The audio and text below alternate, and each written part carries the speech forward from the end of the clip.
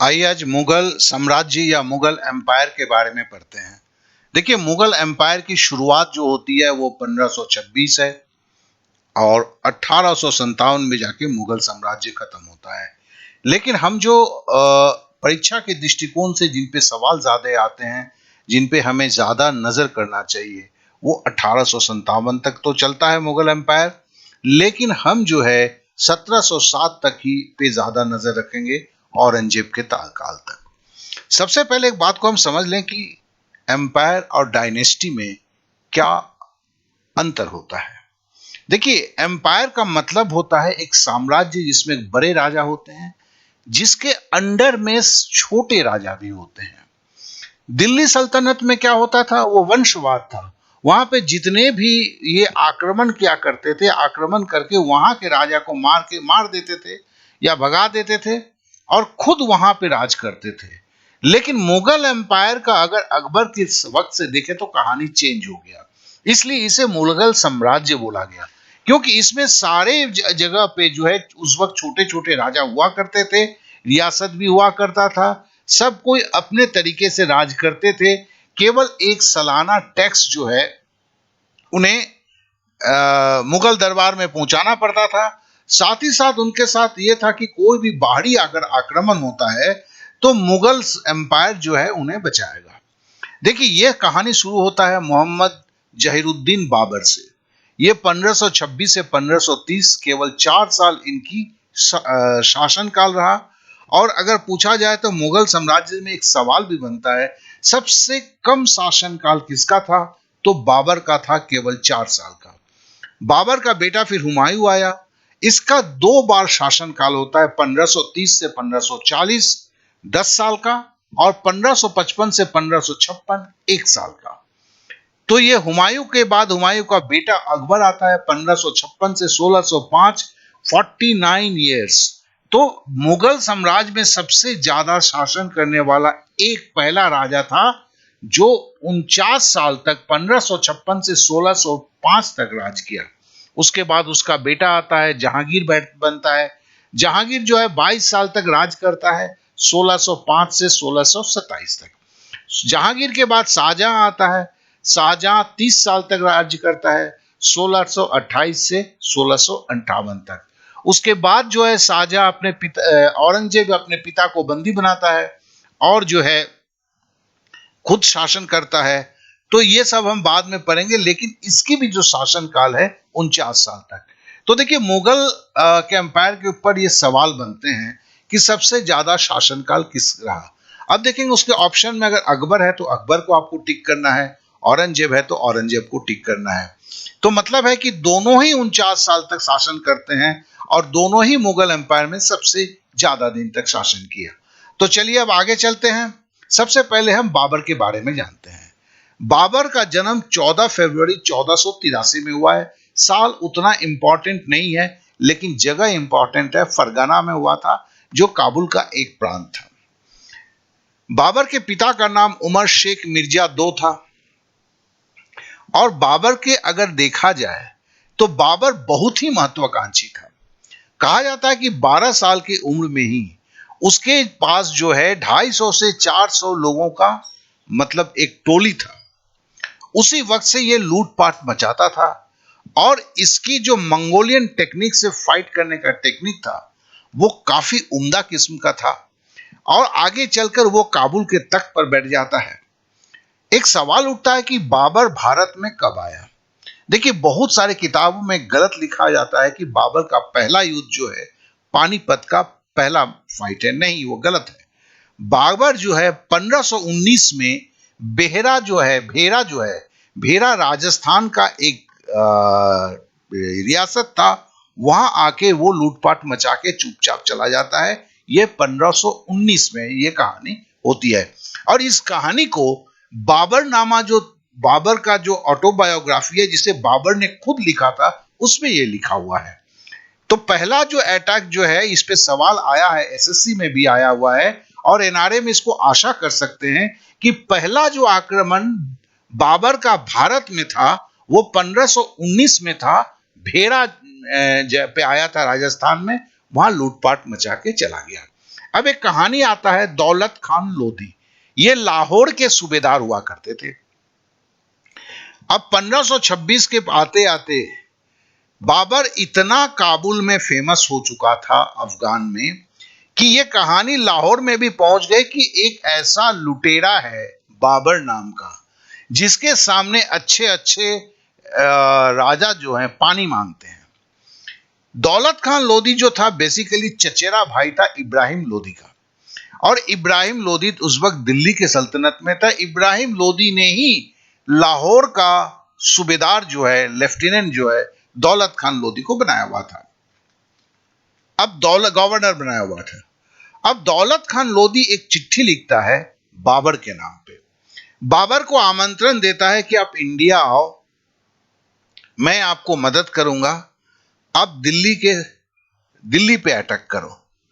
क्योंकि दौलत खान का दिमाग में यह बात था, बाबर तो लुटेरा है, आके लूटपाट करके चला जाएगा, इब्राहिम लोधी को मार दिया जाएगा, फिर मैं शासन संभाल लूंगा। तो ये जो युद्ध होता है, बाबर सही आता है। बाबर जो है बैटल ऑफ पानीपत 1526 को ये आता है और इब्राहिम लोधी को अटैक करता है। पीछे से दौलत खान भी उसे सैनिक सहायता देता है और इस बैटल ऑफ पानीपत में जो है बाबर का जीत होता है। इब्राहिम लोधी हारता ही नहीं है, बल्कि इब्राहिम लोधी को मार दिया जाता है और दिल्ली के शासन पर जो है बाबर बैठ जाता है। अब दौलत खान को लगा था कि ये तो चला जाएगा, 2 दिन गया, 4 दिन गया, आखिर दौलत खान को निराशा हुआ क्योंकि बाबर गया नहीं। बाबर क्यों नहीं गया, इसकी जो कहानी बाबर खुद लिखता है कि वो उसको यहां का वेदर पसंद आ गया, मौसम पसंद आ गया। वो अफगानिस्तान का रहने वाला, वहां की बंजर भूमि, दिल्ली जैसे जगह पे आके वहां का सुहाना मौसम आ गया। उसने ठान लिया कि यहीं पे हम जीवन अपनी सल्तनत को बनाएंगे। तो देखो, बाबर 4 साल में 1526 में बैटल ऑफ पानीपत लड़ता है। पानीपत का प्रथम युद्ध जो होता है वो लड़ता है वो। और दूसरा लड़ाई जो है बैटल ऑफ खानवा का युद्ध जो है 1527, 1 साल बाद ही होता है। और वो किससे लड़ता है? राणा सांगा से लड़ता है। इसमें भी बाबर की जीत होती है। राणा सांगा का पूरा नाम क्या है? महाराणा संग्राम सिंह सिसोदिया, जो मेवाड़ के राजा हुआ करते थे। तो 1527 में जो है बाबर जो है खानवा के युद्ध को जीतता है। फिर आता है चंदेरी का युद्ध।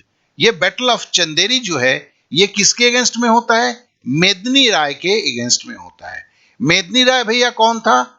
ये राणा सांगा का सेनापति, लेफ्टिनेंट था। बैटल ऑफ चंदेरी भी जो है वो बाबर जीत जाता है। अब उसके बाद होता है बैटल ऑफ घाघरा, 1 साल बाद 1529 में। 1529 में जो बैटल ऑफ घाघरा होता है, ये जो युद्ध होता है, ये देखिए इब्राहिम लोधी का बेटा जो था सुल्तान महमूद लोधी और बंगाल का जो सुल्तान था नुसरत शाह, ये दोनों अफगान एक शक्ति होके बाबर के अगेंस्ट में लड़ता है, लेकिन तो भी ये हार जाते हैं। बाबर की जीत होती है। और इन सब जीतों के पीछे कारण माना जाता है, बाबर जो अफगान से तोप लाया हुआ होता है। ये तोप है, जिस तोप के सहारे बाबर का जो मंगोलियन अटैक था कि एकाएक वो शत्रुओं पर टूट पड़ता था, और उसका जो तोप का इस्तेमाल इतना सटीक, अब पहली बार बैटल ऑफ पानीपत में उसने तोप का इस्तेमाल किया था। उसके बाद से ये 4 सालों में पूरे हिंदुस्तान में छाया रहा और मुगल सल्तनत को हराने वाला कोई नहीं था।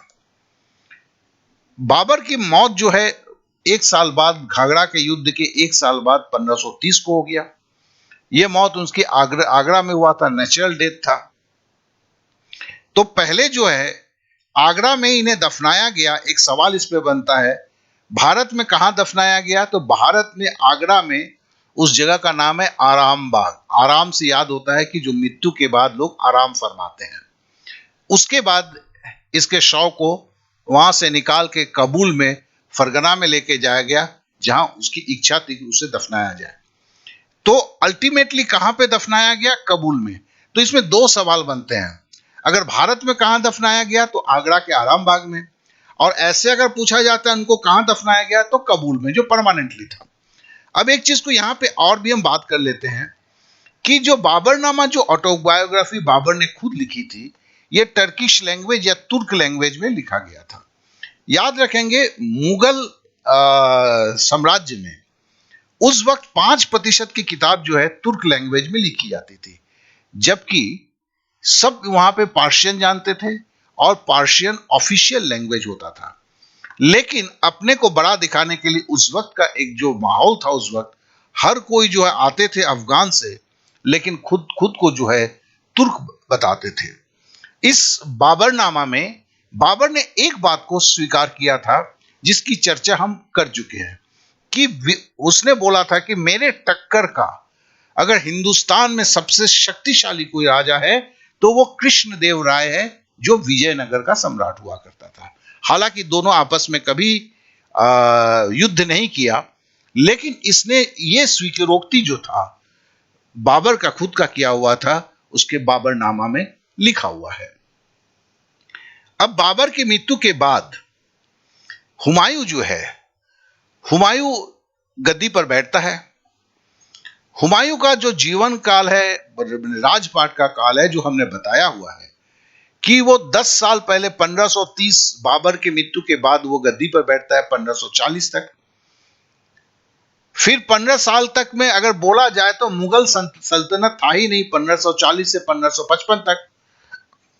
1555 में फिर से हुमायूं दिल्ली के गद्दी पे बैठता है और 1 साल तक राज करता है। उसके बाद जो है उसकी मौत हो जाती है। तो पूरी कहानी को जरा सुनते हैं। ये जो हुमायूं जो था, हुमायूं जैसे गद्दी पे बैठा तो पहला बैटल ऑफ देवड़ा होता है। देखिए, इसकी कहानी जो है बहुत कम लोग जानते हैं। एक सवाल तो लेकिन बनता है, इसके लिए इसको मैंने लिखा है। यह पहला युद्ध होता है बैटल ऑफ देवड़ा, जो शेरशाह सूरी के साथ होता है। हुमायूं इस युद्ध को जीत जाता है, शेरशाह सूरी की हार होती है। उसके बाद 8 साल के बाद बैटल ऑफ चौसा होता है 1539 में। यह भी शेरशाह सूरी के साथ ही होता है, लेकिन यहां हुमायूं बुरी तरह भागता है, माने हारता है। और हारने के बाद यह भागने भी लगता है, क्योंकि दिल्ली जा चुकी थी, वो नीचे की तरफ आ जाता है। लेकिन शेरशाह सूरी उसका पीछा करता है और बैटल ऑफ कनौज, जो 1 साल बाद 1540 में होता है, उसमें शेरशाह सूरी के साथ फिर उसकी युद्ध होती है। कनौज का पहले का नाम बिलग्राम था, तो कभी कभी सवाल में आप बैटल ऑफ कनौज की जगह, कनौज के युद्ध की जगह बिलग्राम भी होगा, तो आप घबराएंगे नहीं, दोनों एक ही नाम है। तो 1540 के इस युद्ध में शेरशाह सूरी जीतता है और हुमायूं के पास अब बचने का कोई रास्ता नहीं रहता है। शेरशाह सूरी उसके पीछे लगा हुआ था। तो वहां से जो है हुमायूं जो है सीधा ईरान भागता है। अब ईरान में जाने के बाद ईरान के खलीफा के पास जाता है, जिसका नाम वहां पे ईरान के किंग शाह को जो है ईरान में खलीफा बोला जाता है। तो खलीफा तहमस्प थे। अब तहमस्प के पास दरबार में जाता है। तहमस्प उसमें बोलता है कि उसे शरण देने के लिए, तो खलीफा राजी हो जाता है शरण देने के लिए, लेकिन एक शर्त रखता है कि हुमायूं सुन्नी था। हुमायूं को बोला है कि उसे शिया धर्म लेना होगा, काहे कि ईरान में खलीफा शिया थे। अब हुमायूं मरता तो क्या ना करता, जान के लाले पड़े हुए थे, उसने शिया धर्म को ले लिया। 1540 में वो पहुंचता है और 1541, 1 साल के अंदर में, उस ईरान के खलीफा के दरबार में एक होती थी हमीदा बानो बेगम। ये हमीदा बानो बेगम जो थे, वो शेख अली अकबर जामी की माने पुत्री थे। कहीं कहीं पे देखो बोला गया है कि खलीफा का बेटी के साथ हुमायूं का शादी हुआ, ऐसे गलत है। खलीफा उसे बेटी की तरह मानते थे, यह बात सही है। ये जो है हिंदल मिर्जा के, ये जो शेख अली अकबर जामी हुआ करते थे, ये हिंदल मिर्जा के वंशज हुआ करते थे। दोनों में प्यार मोहब्बत होता है, दोनों में शादी हो जाता है। और ईरान के नियम के अनुसार जो है, अगर प्यार मोहब्बत से कोई शादी होता है तो उन्हें देश निकाला दिया जाता है, तो इन्हें भी ईरान से देश निकाला दिया जाता है। तो मतलब हुमायूं 1540 में भारत से भागकर ईरान जाता है। ईरान जाके हमीदा बानो बेगम के प्यार में फंसता है, वहां वो शादी करता है, फिर वो ईरान से निकाला जाता है, फिर भारत की तरफ आने लगता है। अब ये 41 से 42 में जब वो ये ईरान से भारत आ रहा था, तो अमरकोट में तब तक क्या इसकी हमीदा बानो प्रेग्नेंट हो जाती है। अब लाहौर के पास एक जगह है अमरकोट, तो ये अमरकोट के राजा बिरसाल होते थे। ये जो है हुमायूं जो है राजा बिरसल से मुलाकात करता है, उनका शरण मांगता है। अमरकोट अभी पाकिस्तान में है, और राजा बिरसाल जो है हुमायूं को शरण दे देता है। तो हुमायूं के माने राजा बिरसाल के राजमहल में ही हमीदा बानो एक बेटे को जन्म देता है, जिसके बड़े प्यार से नाम रखा जाता है जलालुद्दीन मोहम्मद। ये दिन था 15 अक्टूबर 1542। इस 15 अक्टूबर 1542 को जलालुद्दीन मोहम्मद का जन्म होता है। बाद में इतिहास इसे अकबर के नाम से जानता है। अब यहां पर हुमायूं की जो हालत क्या थी, अब उसके पास ना ईरान था, ना भारत का बादशाह जा चुका था। अब हुमायूं बेसिकली 4 भाई था। हुमायूं सबसे बड़ा था, उसके बाद कामरान था, और हिंदल था, और अस्करी था। जब हुमायूं को बादशाहत मिला था, हुमायूं ने बड़ा भाई था अपने छोटे भाई कामरान को लाहौर की सूबेदारी दिया हुआ था। हिंदल और अस्करी को मेरठ का सूबेदारी दिया था। जब शेर शाह के साथ लड़ाई हुआ, शेर शाह के साथ कौन सी लड़ाई हुआ फिर से देख लेते हैं हम लोग। जब चौसा की लड़ाई हुआ, इस चौसा के लड़ाई के वक्त में जब ये शेर शाह सूरी से हार गया, तब मेरठ के जो दोनों भाई थे, हिंदाल और अस्करी, ये दोनों भी भाग गए। तो ये दोनों भाग के आपके लाहौर ही पहुंचे हुए थे अपने भाई कामरान के पास। अब हुमायूं भी लाहौर में पहुंचा, अपने भाई कामरान के पास ही अमरकोट से गया। अब कामरान के पास जाने के बाद इसने कामरान से मदद मांगी कि मैंने तुम्हें देखो सूबेदार बनाया था, अब मेरी बादशाह जा चुकी है, तुम मुझे मदद करो कि मेरी फिर से मैं बादशाह अपना लौट के पाऊं। पहले तो कामरान राजी नहीं हुआ, क्योंकि बहुत बड़ा एक डिसीजन था। कहां एक छोटी सी सूबेदारी और कहां सा उसे दिल्ली के अगेंस्ट में लड़ना है। लेकिन हुमायूं क्या किया, हिंदल और अस्करी को पहले अपने साथ मिलाया, और तीनों भाई मिलके आस्ते आस्ते कामरान को सहमत किए।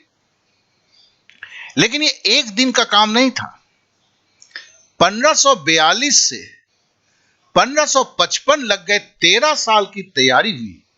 उस 13 साल में एक बहुत बड़ा फौज खड़ा किया गया लाहौर में, और बहुत सारे पैसे इकट्ठे किए गए कि इस युद्ध करने के लिए, और चारों भाई मिलकर जो है फिर आ गए। अब ये 15 साल में क्या हुआ था, शेर शाह सूरी के अंदर में दिल्ली था, और शेर शाह सूरी के उस वक्त मर चुके थे।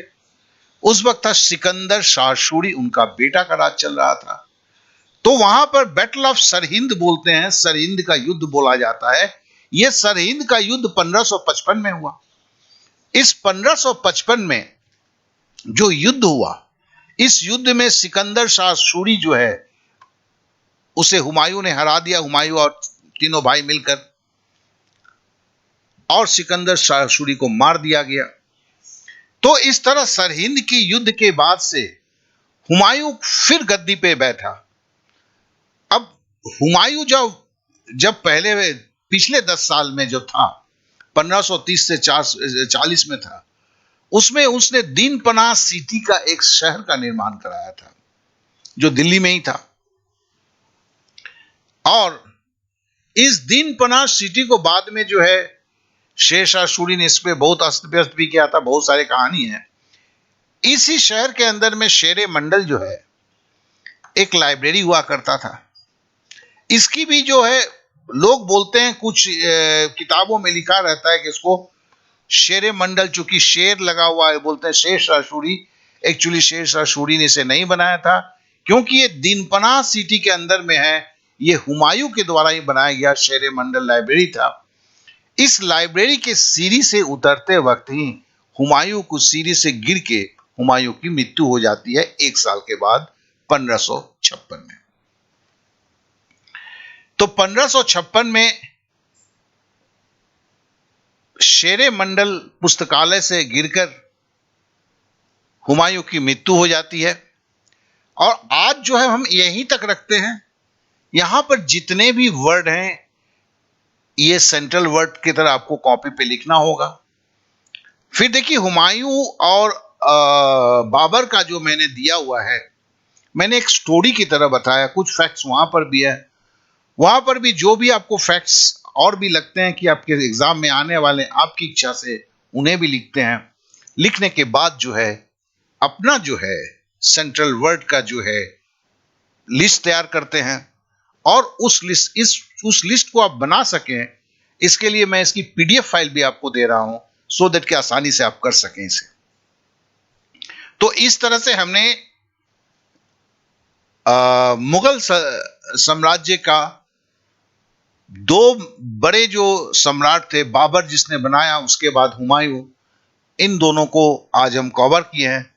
अगले क्लास में हम आगे के सम्राटों को कवर करेंगे।